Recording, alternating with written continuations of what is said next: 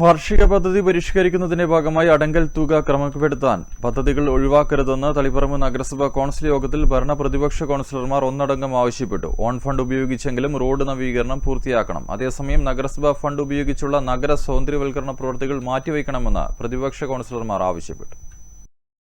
വാർഷിക പദ്ധതി പരിഷ്കരിക്കുമ്പോൾ carry over തുകയ്ക്കനുസരിച്ച് അടങ്കൽ തുക ക്രമപ്പെടുത്തുവാൻ പുതിയ പദ്ധതികൾ ഒഴിവാക്കുകയോ ഭേദഗതി വരുത്തുകയോ ചെയ്യാമെന്ന ഉദ്യോഗസ്ഥരുടെ നിർദ്ദേശം ചർച്ചയ്ക്ക് വന്നതോടെ ഭരണ പ്രതിപക്ഷ വ്യത്യാസമില്ലാതെ പദ്ധതികൾ ഒഴിവാക്കുന്നതിനെ എതിർത്തു.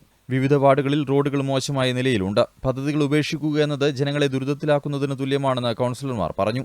തുടർന്ന് പദ്ധതികൾ ഉപേക്ഷിക്കാതെ കുറവ് വരുന്ന തുക ഓൺ ഫണ്ടിൽ നിന്ന് കണ്ടെത്തി പൂർത്തിയാക്കാൻ തീരുമാനിച്ചു.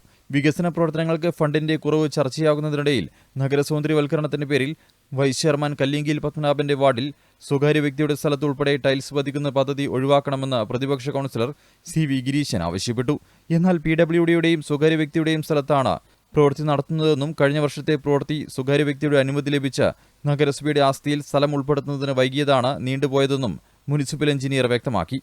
നഗരസഭയിൽ നിന്ന് ആരംഭിച്ച് കരിമ്പം ഫാമിനകത്ത് പ്രവേശിച്ച കരിമ്പം പുഴയിൽ എത്തിച്ചേരുന്ന തോട്ടിലൂടെ പ്ലാസ്റ്റിക് മാലിന്യങ്ങൾ ഒഴുകിയെത്തി ഫാമിലെ ജൈവവൈവിധ്യ കലവറയ്ക്ക് നാശമുണ്ടാക്കുന്നുവെന്ന ഫാം സൂപ്രണ്ടിന്റെ പരാതിയിൽ തോട് ഫാമിലേക്ക് പ്രവേശിക്കുന്ന ഭാഗത്ത് ഇരുമ്പ് വല സ്ഥാപിക്കാനും കൃത്യമായ ഇടവേളയിൽ മാലിന്യം നീക്കം ചെയ്യാനും തീരുമാനിച്ചു. നഗരസഭാ ചെയർപേഴ്സൺ മുർഷിദ കൊങ്ങായി അധ്യക്ഷത വഹിച്ചു. Vice chairman Kallingal Padmanabhan, PP Muhammad Nisar, PC Naseer, MK Shabitha തുടങ്ങിയവർ സംസാരിച്ചു.